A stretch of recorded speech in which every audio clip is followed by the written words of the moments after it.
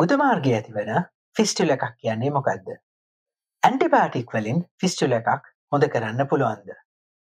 සංකීර්ණ නොවන ෆිස්ටුල එකකට ප්‍රතිකාර කරන්න පුළුවන් ක්‍රම මොනවාද? සංකීර්ණ ෆිස්ටුල එකක් සුව කරන්න යොදා ගන්න පුළුවන් අලුත් ක්‍රම මොනවාද? ෆිස්ටුල එකකට හරිම ප්‍රතිකාර ක්‍රමය තෝරාගන්නේ කොහොමද? මම මහාචාර්ය දක්ෂිත වික්‍රමසිංහ. මේ වීඩියෝ එකේදී අපි ෆිස්ටුල එකකට ප්‍රතිකාර ක්‍රම තෝරා ගන්න ආකාරය ගැන කතා කරමු. ගුද මාර්ගයේ ඇතිවන ෆිස්ටියුල එකක් කියන්නේ ඔබේ ගුද මාර්ගය සහ ගුද මාර්ගයේ අවට තියෙන සම අතර තිබෙන අසාමාන්‍ය සම්බන්ධතාවයක්.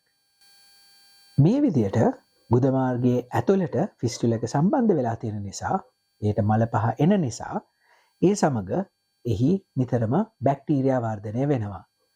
සැරව ඇති වෙනවා. සැරව ගෙඩියක් දක්වා වුණත් ෆිස්ටුල එකක් වර්ධනය වෙන්න පුළුවන්.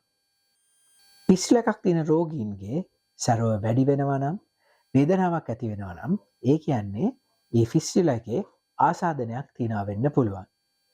මේ වගේ අවස්ථාවක වෛද්‍යවරයෙක් ඔබට ප්‍රතිජීවක ඖෂධ ඇන්ටිබයොටික් එකක් ලබා දෙන්න පුළුවන්.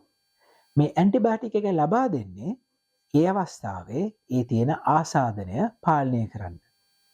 මේ ආසාදනය පාලනය කිරීම මගින් ෆිස්ටියුල එකක් සුව වෙන්නේ නැහැ. ඒක ලබා දෙන්නේ තාවකාලිකව එම ආසාදනය පාලනය කරන්න විතරයි.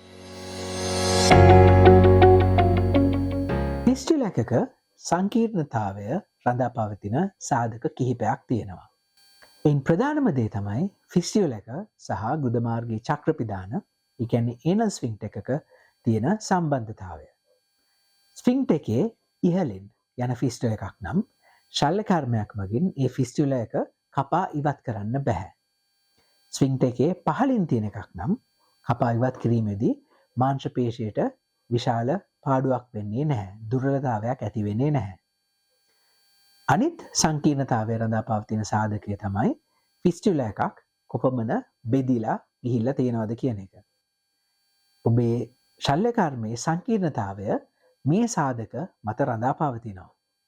මේ විදිහට අපි බැලුවොත් ප්‍රධාන වශයෙන් ෆිස්ටියුලා වර්ග දෙකක් ගැන කතා කරන්න පුළුවන්. සංකීර්ණ ෆිස්ටියුලා සහ සංකීර්ණ නොවන ෆිස්ටියුලා කියලා. සංකීර්ණ නොවන ෆිස්ටියුලා එකක්, ඒ කියන්නේ ගුද මාර්ගයේ චක්‍රපිදානවල පහළින් ගමන් කරන ෆිස්ටියුලා එකක් නම්, වැඩිය බෙදිලා නැති, අතු නැති ෆිස්ටියුලා එකක් නම් ප්‍රධාන වශයෙන්ම එය ශල්‍ය කර්මයක් මගින් ඉවත් කරන්න පුළුවන්. ඒ කියන්නේ ෆිස්ටියුලෙක්ටමි, ෆිස්ටියුලා එක කපා ඉවත් කිරීම, හෝ ෆිස්ටියුලෝටමි, ෆිස්ටියුලා එක කැපුමකින් විවර කිරීම කියන ශල්‍ය කර්ම දෙක. ඊට අමතරව සමහර අවස්ථාවලදී ඇතුලේ සැරව එකතු වෙන්නේ නැති වෙන්න අපිට ෆිස්ටියුලා එක ඇතුළට නූලක් ඇතුල් කරන්න පුළුවන්. ඒ කියන්නේ සීටන් එකක් ඇතුල් කරන්න පුළුවන්.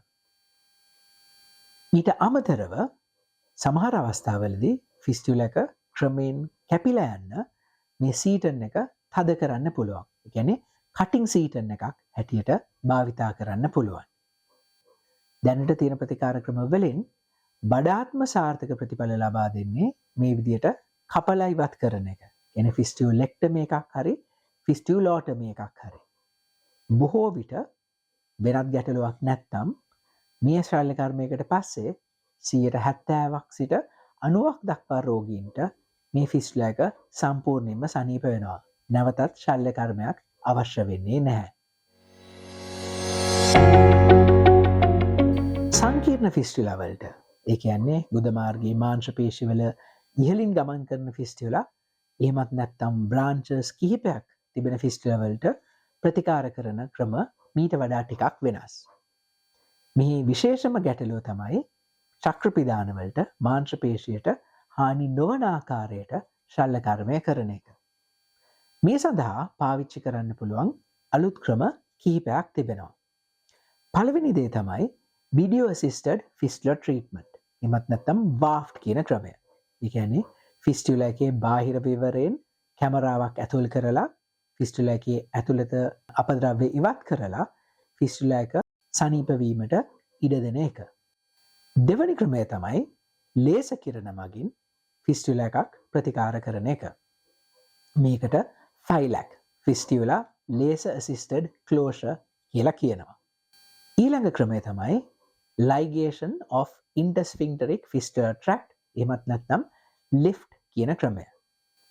තවත් සංකීර්ණ ෆිස්ටුලා වලට යොදා ගන්න පුළුවන් ඔපරේෂන් එකක් තමයි advancement flap කියන එක. මෙහිදී අපි රෙක්ටම් කියන කොටසෙන් ලබා ගන්නා පටක කොටසක් මගින් ෆිස්ටියුලා එකේ අභ්‍යන්තර විවරය බසා දමනවා. මේ ෆිස්ටියුලා වලට කරන විශේෂ ප්‍රතිකාර ක්‍රම වලින් ෆිස්ටුලා එකක් සනීප වීමේ සම්භාවිතාවය කලින් මං සඳහන් කරපු ෆිස්ටුලා එකක් කපා ඉවත් කිරීම කියන්නේ ෆිස්ටියුලෙක්ටමි සර්ජරි එකට වඩා අඩු වෙන්න පුළුවන්. හැබැයි අපි මේ ප්‍රතිකාර ක්‍රම භාවිතා කරන්නේ මේවා වලින් උදමාර්ගයේ මාංශ පේශි වලට හානි වෙන්නේ නැති නිසා. ඔබට මේ එක් ප්‍රතිකාර ක්‍රම ගැන වැඩිදුර විස්තර දැනගන්න ඕන නම් මම ඒ ගැන විශේෂයෙන් කරලා තියෙන වීඩියෝ නරඹන්න පුළුවන්. ඔබට දැන් තේරෙනවා ඇති ෆිස්ටුලා එකකට සුදුසුම ක්‍රමය වඩාත් සංකීර්ණ ක්‍රමයක් නොවෙන්න පුළුවන් කියලා. ඔබේ ෆිස්ටුලා එකේ ව්‍යුහය හඳුනාගත්තට පස්සේ ශල්‍ය වෛද්‍යවරයා ඔබට සුදුසුම ප්‍රතිකාර ක්‍රම ගැන ඔබත් එක්ක කතා කරනු ඇති. මේ සමහර ප්‍රතිකාර ක්‍රම පියවර 2කට සිදු කරන්න වෙන්න පුළුවන්. ගුද මාර්ගයේ ඇතිවන ෆිස්ටුලා එකක් කියන්නේ වෙනත් ගැටලුවක් නැත්නම් ශල්‍ය කර්ම මගින් සම්පූර්ණයෙන්ම සුව කරන්න පුළුවන් තත්ත්වයක්. ඒ ගැන ශල්‍ය කර්මයකට භාජනය වීම ගැන ඔබ බිය විය යුතු නැහැ. මගේ YouTube channel එකේ Facebook page එකේ සහ Instagram feed එකේ මේ වගේ තවත් වීඩියෝ ඔබට නරඹන්න පුළුවන්.